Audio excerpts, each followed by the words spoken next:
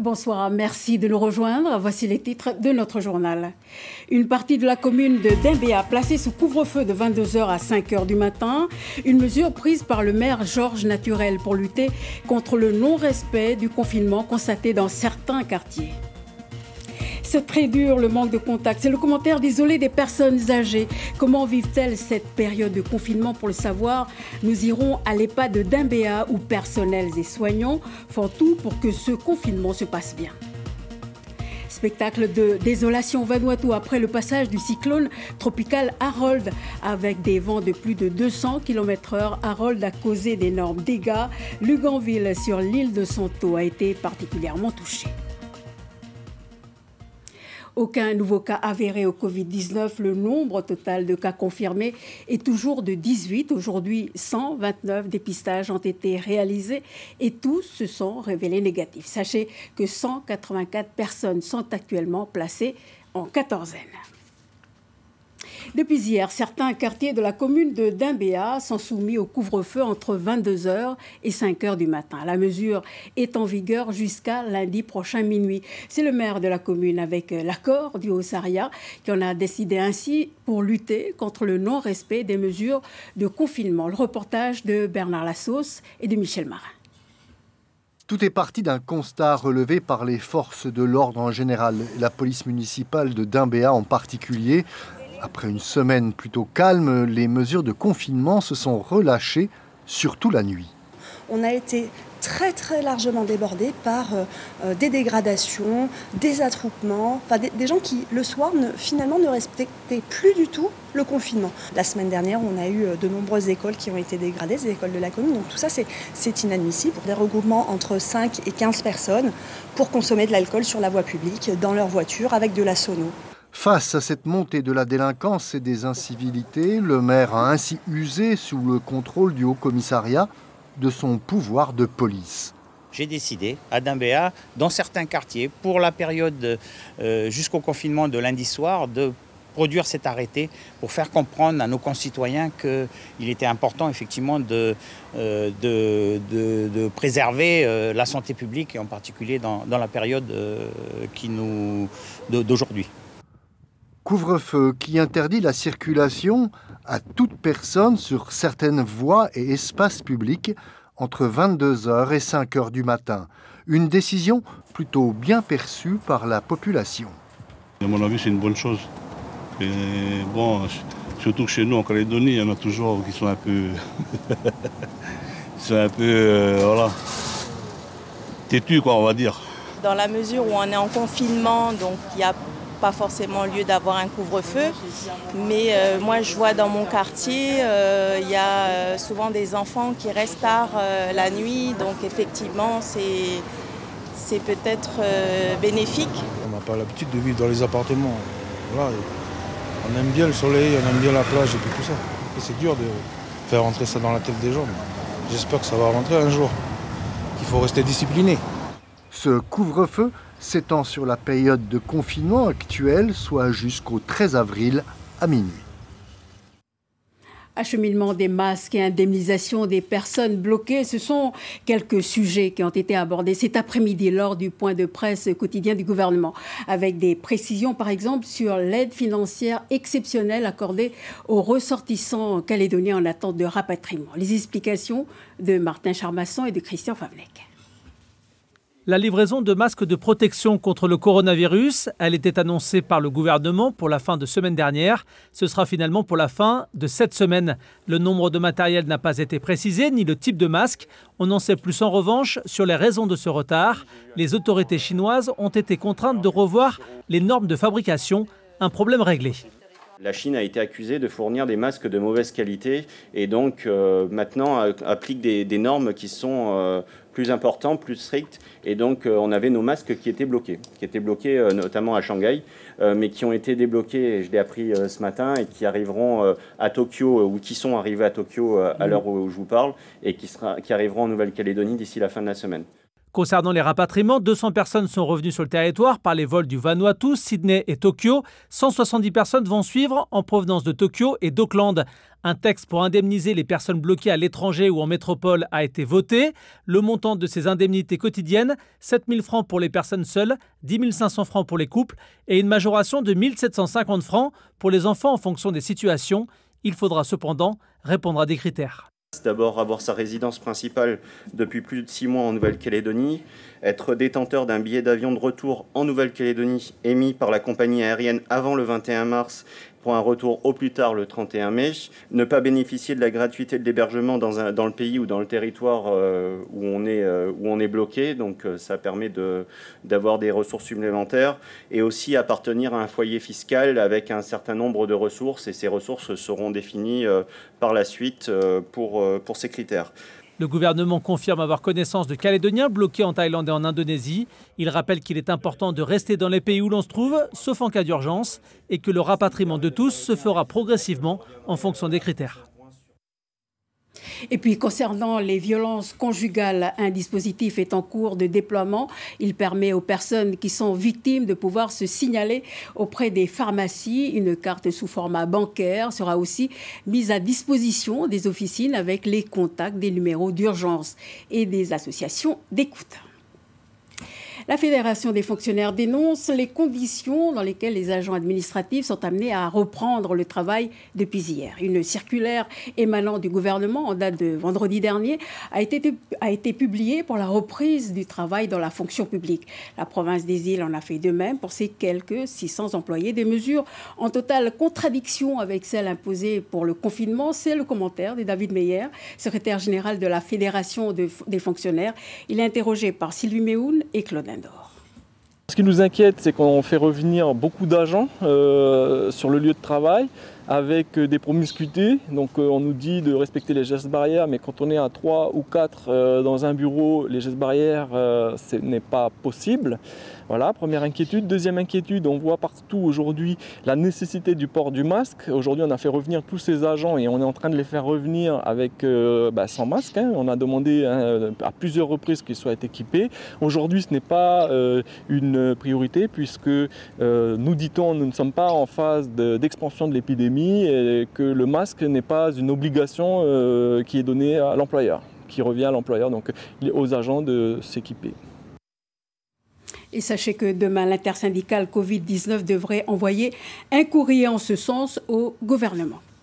En bref, le président de la province des Îles, Jacques Lallier, placé en quatorzaine, il figure parmi les membres de la direction opérationnelle de la gestion de la crise Covid-19 qui ont été en contact avec l'un des collaborateurs déclarés positifs au Covid-19 la semaine dernière. Le président de la province des Îles est confiné dans un hôtel de la place et il déplore, je cite, la gravité des circonstances de sa mise en confinement strict, lourde de conséquences, dit-il. Le président de la province des Îles a indiqué se réserver le droit de porter plainte contre X. Avec des résidents âgés, parfois malades, les EHPAD, des établissements d'hébergement pour personnes âgées dépendantes, ont malheureusement vu beaucoup de personnes mourir du Covid-19 en France métropolitaine. À Dambéa, les jardins de l'Asis ont rapidement opté pour un confinement total, personnel inclus, un choix qui a protégé pensionnaires et employés. Le reportage d'Éric Dufour et de Claude Lindor.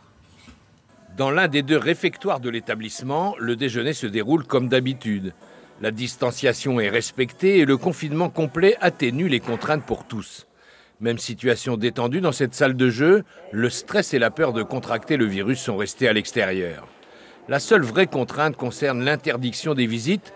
Le contact avec la famille leur manque. Vous recevez régulièrement des visites habituellement quand il n'y a pas la crise sanitaire ? Ah oui, puis on les attend avec impatience. Alors en ce moment, c'est quoi ? C'est très très dur. Parce qu'on se contente par communication par téléphone, c'est pas la même chose. Ah ouais. Même si on arrive des fois à les apercevoir à travers le téléphone, mais c'est pas comme un vrai contact. C'est ce qui manque le plus. Alors à défaut de pouvoir recevoir la famille, le contact demeure avec les outils connectés. Qu'est-ce qu'on a mangé ils n'aiment pas comme entrée, c'est des raviolis. Des raviolis comme entrée, puis le midi on a mangé du riz, pour pas charger, avec un bœuf mode. Le choix du confinement pour les 80 résidents s'est accompagné d'une organisation interne pour les 60 employés et même pour une partie de leurs enfants. À côté du lieu de travail, c'est bien plus pratique que de faire la route et tout. Et en ce moment, on va dire d'éviter tous les papiers à faire, rentrer chez soi. Et déjà qu'ici, on est déjà certain qu'on n'a pas le Covid-19. Donc c'est ça qui est le plus pratique. Précaution extrême pour la réception et le stockage des repas. Les gestes barrières constituent la clé de l'organisation de cet établissement en isolement choisi. L'hypothèse était de dire nous sommes sains et nous allons rester sains. D'où toutes les mesures barrières que nous avions mis en place, un confinement particulier. Nous avons mis donc 2 jours à organiser ce confinement.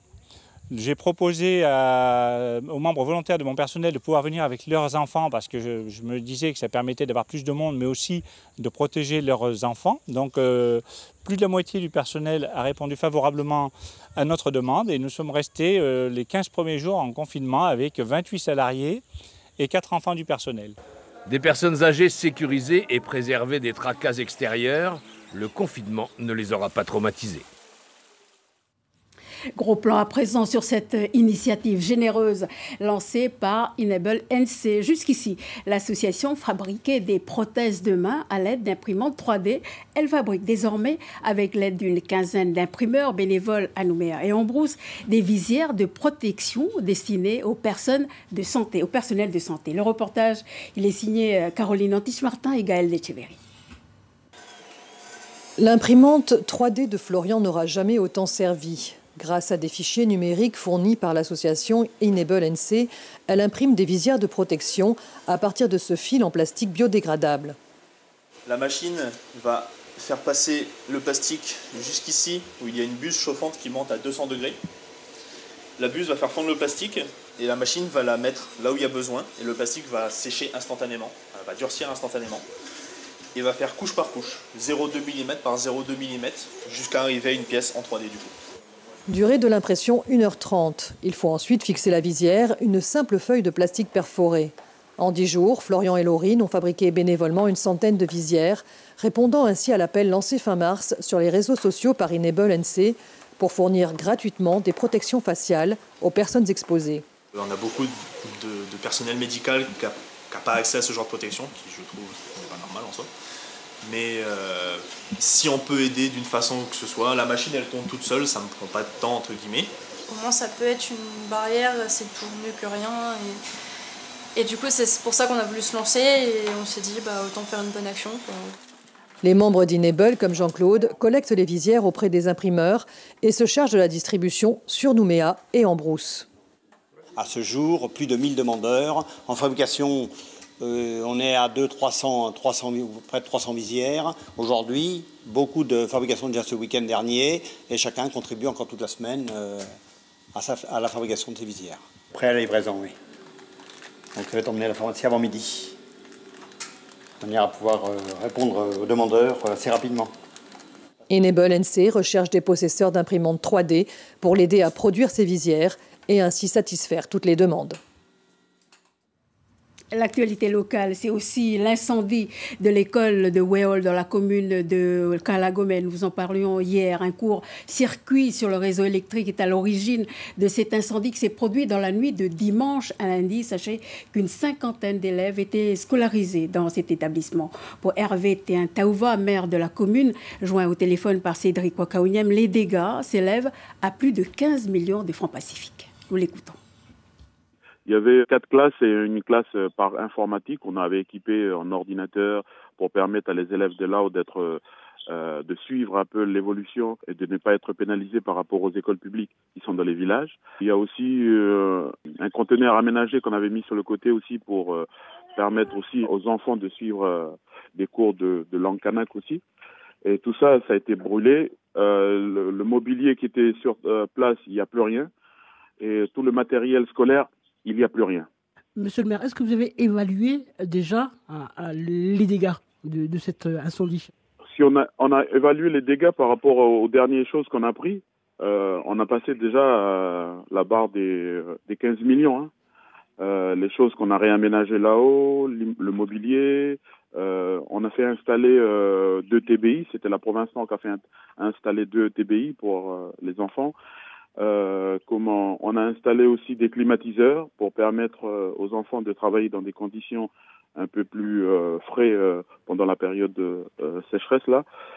Il y a plein de choses qu'on a mis en place et facilement on passe la barre des 15 millions. Avec aussi tout ce qui est aménagement intérieur des écoles. Et donc tout ça, il faudra... Là, je suis en train de voir avec la subdivision et la province Nord à quel niveau ils peuvent nous aider pour préparer la rentrée.